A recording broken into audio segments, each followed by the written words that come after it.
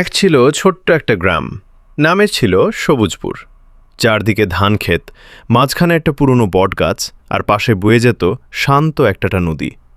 গ্রামের মানুষজন ছিল খুবই সহজ সরল আর পরিশ্রমী। সেই গ্রামে থাকত এক গরিব ছেলে, নাম তার রাহিম। রাহিমের বাবা ছিল একজন দিনমজুর, আর মা বাড়িতে কাজ করতেন। সংসার খুব কষ্টে চলত, কিন্তু রাহিম ছিল খুব মেধাবী আর স্বপ্নবাজ। সে সব সময় বলতো, আমি একদিন বড় মানুষ হব, গ্রামের নাম উজ্জ্বল করব। প্রতিদিন সকালে রাহিম বাবার সাথে মাঠে যেত, কাজ শেষ করে বিকেলে স্কুলে যেত। অনেক সময় বই কেনার টাকা থাকত না, তখন সে বন্ধুর বই নিয়ে পড়ত। গ্রামের শিক্ষক তার পরিশ্রম দেখে খুব খুশি হতেন। একদিন গ্রামের স্কুলে একটা বড় পরীক্ষা হলো।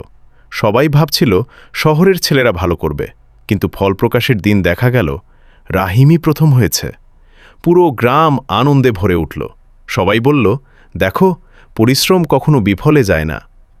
এরপর গ্রামের মানুষজন মিলে রাহিমকে সাহায্য করল, যাতে সে শহরে গিয়ে আরও পড়াশোনা করতে পারে।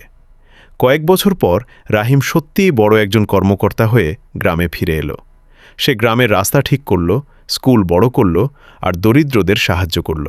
তখন সবাই গর্ব করে বলতো, এই আমাদের রাহিম, যে স্বপ্ন দেখেছিল আর সেই স্বপ্ন সত্যি করেছে।